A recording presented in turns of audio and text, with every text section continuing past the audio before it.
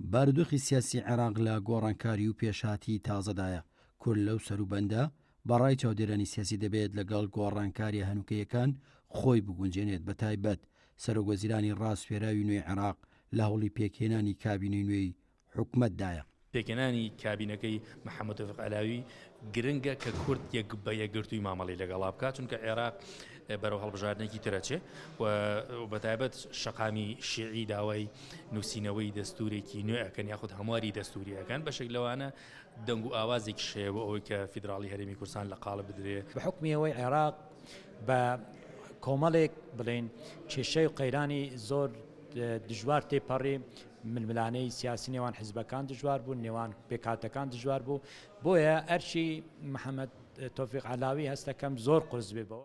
ڕۆژنامەنووسێک ئەوە دەخاتە ڕوو کورد یەک ڕیز بێت بۆ ئەوەی بەرژەوەندی گشتی لە بەرچاو بگیرێت و لایەنە سیاسەکان پەیوەندی و گفتوگۆی زیاتر ئەنجام بدەن بۆ دۆزینەوەی دەرچەی پێویست لە پێناو هەنگاوی زیاتر بەرە و چاکسازی بۆ دۆخی عێراق و چارەسەرکردنی گرفتەکان و داواکاریەکانی خەڵکی جێبەجێ بکرێ. ئێمە لە هەموو سەردەمێکا لە هەموو کاتێکا ناوماڵی خۆمان بپارێزین، ڕێک خەین بۆی دەستکەوتەکانمان بپارێزین و دەستکەوتی تیژ بەدەستبێنین.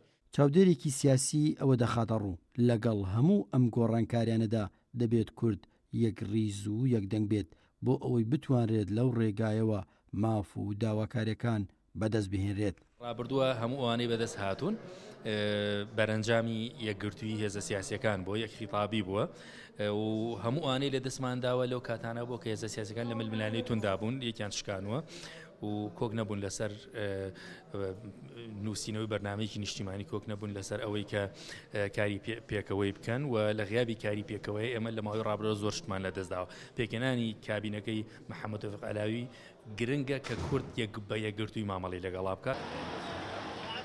دۆخی ناوچەکە و عێراق هێندە ئاڵۆزە، هەمووان دەڵێن بارودۆخی سیاسی بە جۆرێک گۆڕانکاری و کێشە و قەیرانی بەدۆی خۆی داهێناوە. هەموو ئەمانەش کاریگەری نەرێنی لەسەر بەرژەوەندی گشتی و هاوڵاتیان دروست کردووە. عومەر کەریم، گەلی کوردستان، سلێمانی.